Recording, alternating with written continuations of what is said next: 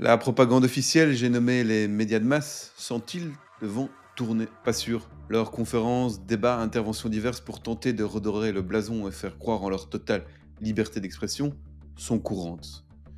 La venue à Gèves, en région namuroise, ce jeudi 21 novembre, de l'éditorialiste en chef du journal Le Soir, détonne toutefois par son titre qui dit à la fois tout et rien. Son intitulé, Le journalisme est-il mort? Comment s'informer dans un monde polarisé? Je cite: Avec sa conférence, Béatrice Delvaux explore les défis actuels du journalisme face à une société fragmentée. Elle apportera son regard cynique et analytique sur les grands enjeux politiques, économiques et sociétaux. Son style est incisif et son engagement en faveur d'un journalisme de qualité dans un monde en mutation rapide questionnera la qualité des informations produites et consommées, tout en analysant le rôle de la polarisation dans cette crise. Une réflexion essentielle sur l'avenir de l'information et notre rapport à celle-ci. Que veut dire l'ancienne stagiaire du FMI et préfacière du livre de feu Le milliardaire Albert Frère le fils du marchand de clous, par société polarisée? Qui polarise la société, si ce n'est, outre un système capitaliste qui favorise la guerre de tous contre tous, le traitement de l'information? Béatrice Delvaux cache donc son rôle dans cette polarisation, mais fait tout à la fois preuve d'une lucidité digne d'un vieux sage en questionnant la mort du journalisme. Le journalisme est mort, oui, et non, Béatrice. Ton journalisme, celui du soir, de la dernière heure, de la RTBF, de BFM TV ou de RTL, celui-là est mort avec tous ceux qui le soutiennent. Les conseils de déontologie journalistique, l'association des journalistes professionnels, etc., etc. Ce journalisme-là, dont la fonction n'est pas d'informer, mais de maintenir en place le système existant, maintenu aussi en vie artificielle grâce à la transfusion publique et à la publicité commerciale. Ce journalisme qui voit du fascisme chez ceux qui osèrent critiquer les injections expérimentales Covid-19, mais des victimes de l'antisémitisme chez des hooligans d'extrême droite qui chantent à Amsterdam « Il n'y a pas d'école à Gaza parce qu'il n'y a plus d'enfants ». Ceux qui se nomment les Maccabi Fanatics sont connus pour leur racisme, injuriant un joueur israélien arabe du club, tabassant un citoyen en 2015 à Athènes parce qu'il portait un kéfier, ou en 2020, molestant des manifestants qui critiquaient la politique économique de Netanyahou.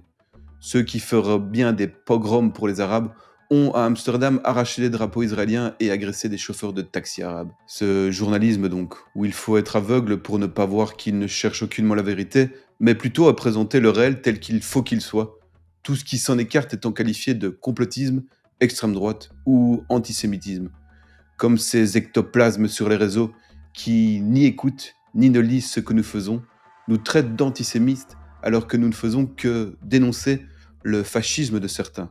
Ah, l'identité, ces appartenances qui rendent incapable une humanité universelle et transforment en victime des bourreaux. Sinon, depuis l'élection de Trump, Zelensky a du mal à dormir. Il a sans doute compris que ses anciens amis étaient en train de devenir ses ennemis et qu'il risquait de balancer au bout d'une corde dans quelques temps, à moins de fuir dans une de ces villas payées avec les fonds extorqués. Est-ce dans ce cadre qu'intervient une éventuelle autorisation de Washington que l'Ukraine frappe la Russie avec des missiles longue portée? Poutine doit trembler face aux menaces du Pantin. Enfin, si cela devait être vrai, serait-ce le début de la fin? Biden, bientôt mort, souhaiterait-il emporter l'humanité avec lui? N'est-ce pas un peu ingénu de penser qu'il a ce pouvoir? Pendant ce temps, les commissaires européens négocient en secret pour finaliser le Mercosur. Dernier coup donné aux agriculteurs européens. S'en foutent les commissaires. Vous les aviez vus pleurer avant cela devant les suicides tous les 2 jours en France des agriculteurs? Pour notre part, on continue. Ne vous étonnez pas à ce titre de voir la vignette en haut à gauche de notre site, condamné à publier le jugement contre nous, initié par des gens bien, comme Robert Lavie, la Trust Merchant Bank et l'ancien présidentiable congolais Moïse Katumbi. 20 000 euros. Voilà ce qu'il nous aura coûté pour ce procès. Si nous reconnaissons certaines erreurs, le montant laisse à réfléchir. Si on voulait tuer la presse libre, on ne ferait pas autrement. Est-ce d'ailleurs un hasard si l'avocat d'une des parties avait qualifié Kéros de journal antisémite et d'extrême droite au cours de sa plaidoirie? La boucle est bouclée. Cette semaine, vous me retrouverez en interview avec Rémi Tell, jeudi en direct, un décrypte hebdo exceptionnel avec 11 médecins condamnés par l'ordre.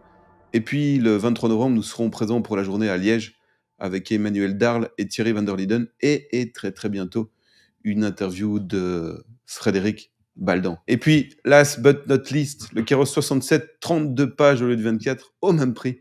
Vous pourrez le lire au coin du feu. Il sera dans votre boîte aux lettres dans quelques jours et dans les librairies la semaine prochaine. En attendant, nous, on lâche rien.